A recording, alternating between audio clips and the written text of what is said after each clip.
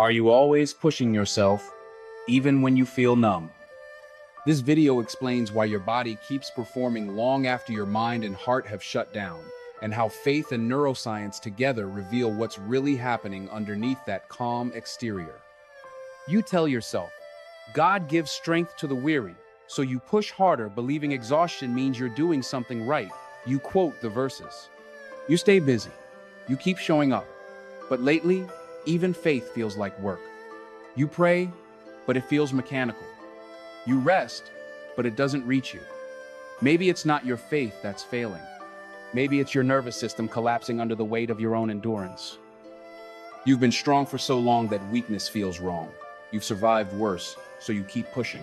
But the same drive that once protected you now starts to drain you. Your brain's stress circuits don't know you're doing it for God. They just register pressure, deadlines, guilt, unprocessed pain. Even holy work becomes heavy when your biology is burning out. So what actually happens inside you when faithfulness turns into fatigue? When you keep going past your limits, your stress, hormones, cortisol, and adrenaline stay elevated. Your sympathetic nervous system never turns off, keeping your body in quiet alert. Heart rate variability drops. Sleep becomes shallow. You begin living on borrowed energy, a chemical faith, instead of a spiritual one. Isaiah wrote, "Even youths grow tired and weary, but those who hope in the Lord will renew their strength." Isaiah 40-33:1. Science agrees renewal doesn't come from force, it comes from rhythm. So why do we confuse running harder with trusting deeper? You wake up already tired, you lead, you serve, you deliver, but inside, you feel hollow. You call it discipline, you call it perseverance, but your body calls it depletion. In worship, you can't feel God's presence, not because He's gone, but because your nervous system has lost the capacity to feel safe enough to receive it. Sound familiar? That's not faithlessness. It's biology begging for Sabbath. So what does real spiritual rest look like when your body's forgotten how? The prefrontal cortex, your focus center, begins to fatigue when stress remains constant. Your attention narrows, compassion declines. That's why burnout doesn't just make you tired, it makes you numb to meaning.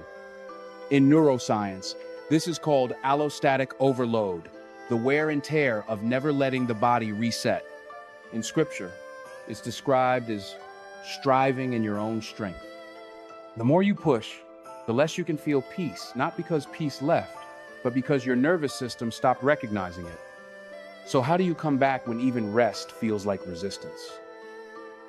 God built recovery into creation. Even the earth rests between harvests. The Sabbath wasn't punishment for productivity, it was protection from collapse.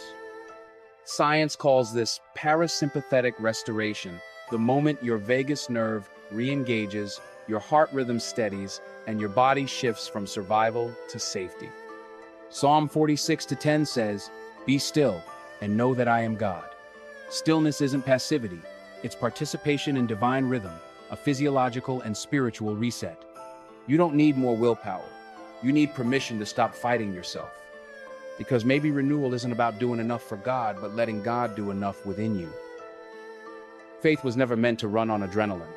You were designed for rhythm, for breath, for renewal, for peace. When you stop pushing long enough to listen, you'll find that your body and your belief have been telling the same story all along. Those who hope in the Lord will renew their strength. You're not losing faith, you're regaining capacity to feel it. This is Wisdom to Soul, the Mind Engineer, where Scripture meets the science of the soul. Subscribe to explore how faith and biology work together to heal the exhausted heart.